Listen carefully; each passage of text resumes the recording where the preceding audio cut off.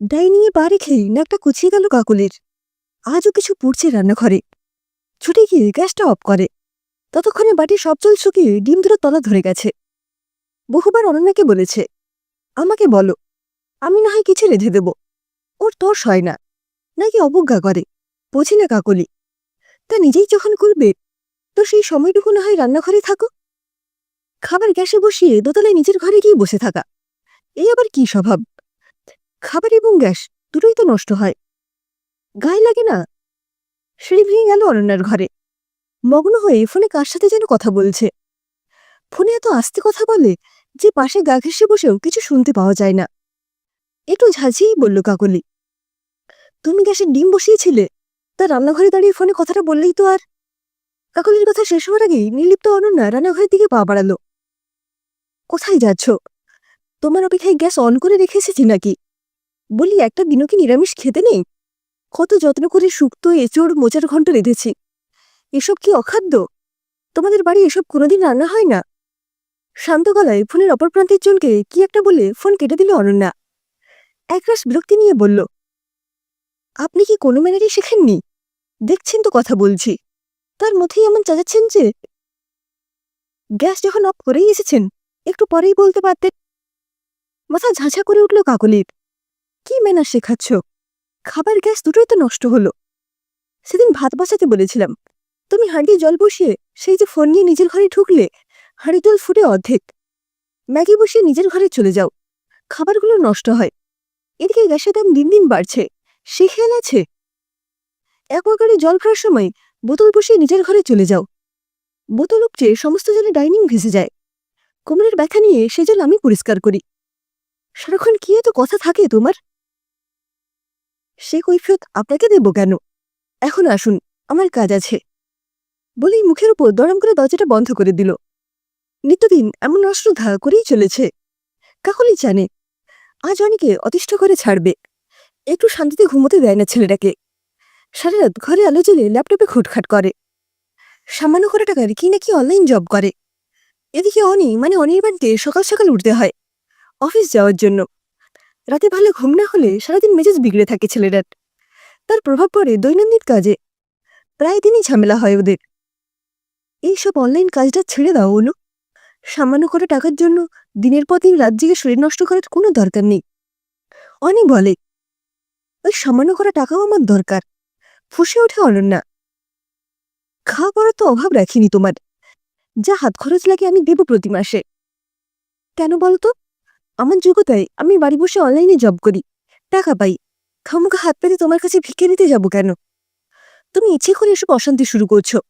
এ তোমার লোভ। লোভ কার নেই অনেক? তোমার নেই? প্রথম প্রায়োরিটি রূপবতী বউ।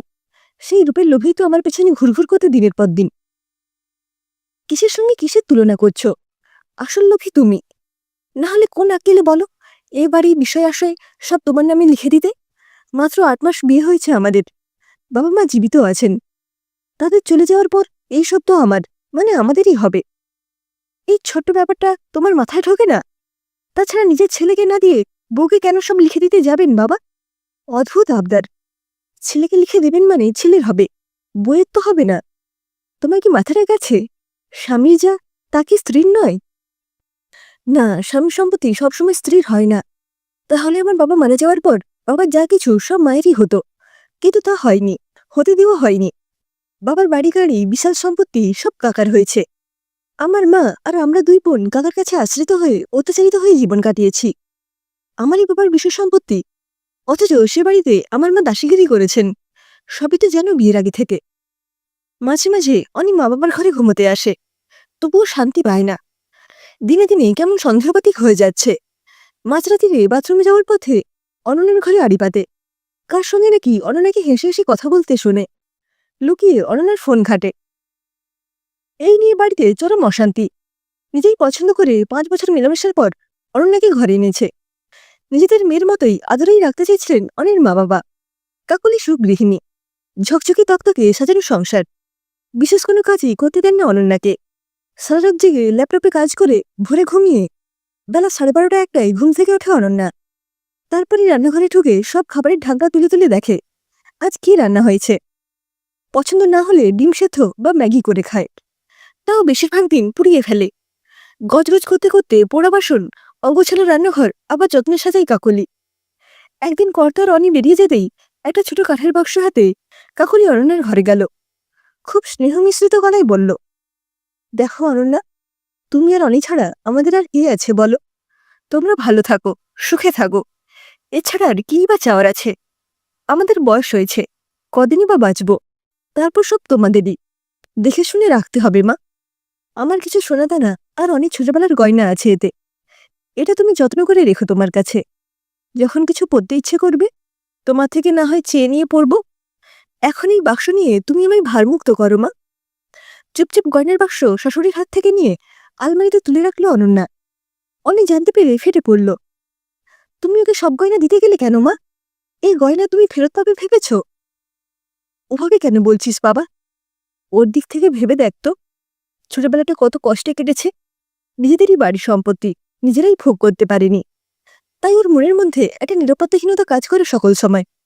তাছাড়া আমার দিনকাল গিয়েছে, এখন আর ওই গয়না দিয়ে আমি কি করব?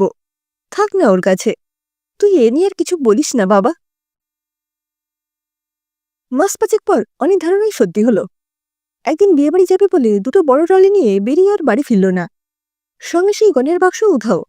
দুদিন বাদে ওর মা আর বোন এসে বাকি জিনিস নিয়ে গেল। অনন্যা ডিভোর্স চায়। অনেক ভেঙে পড়ল। অফিস যায় না, কথা বলে না, খায় না, সারাদিন মনমরা হয়ে বসে থাকে আর অনন্যার সঙ্গে যোগাযোগের চেষ্টা করে। কিন্তু অনন্যা ওকে সবকিছু থেকে ব্লক করে রেখেছে। একদিন অনির বাবা এক বন্ধুকে নিয়ে ওই বাড়ি গেল অনন্যাকে ফিরিয়ে আনতে। খুব অপমানিত হয়ে ফিরে এলো। অনন্যার স্পষ্ট কথা, হয় সমস্ত সম্পত্তি আমার নামে লিখে দিন, নয় ছেলেকে বলুন খোরপোশ বাবদ নগদ 15 লাখ টাকা দিয়ে ডিভোর্স দিক, নইলে আপনাদের সবার বিরুদ্ধে 498 ধারায় মামলা করব। আমার উকিল রেডি আছে। অনেক নিরীহ বাবা এই অপমান সহ্য করতে পারলেন না, স্ট্রোক হয়ে বিছানা নিলেন। কাকলি শান্ত হয়ে একদিকে স্বামী আর একদিকে সন্তানকে সামলায়। প্রতিবেশী আত্মীয় স্বজন কেউ পাশেনি, সবাই নুনে ছেড়ে দিতে ব্যস্ত। অনেক বন্ধুরা ওকে ফোন করে, মেসেজ করে, রোমান সহ ছবি পাঠিয়ে দেখাতে লাগলো অনন্য কার বাইকে কার গাড়িতে এদিক সেদিক ঘুরে বেড়াচ্ছে। কোন এক কোটিপতি মারোয়ারের ছেলের সঙ্গে নাকি সম্পর্ক হয়েছে। বন্ধুরা অনেকে নিয়ে খিল্লি করে, তুই এই 6 ফুটিয়া হাট্টাকাট্টা শরীর নিয়েও একটা মেয়েকে সামলাতে পারলি না?